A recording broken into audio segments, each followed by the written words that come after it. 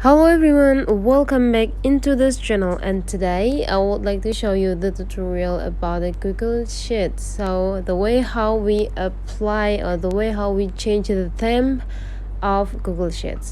So first thing we have to do here is just go open the Google Sheet application, and after that you just need to go click plus button here, or you can also open your documents that you already have it. So let's try with this.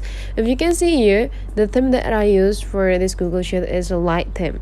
So actually there will be also another theme for the look of or the appearance of the Google Sheet. So the way that you do that, just go click these three small buttons, and after that you just need to deactivate this light theme.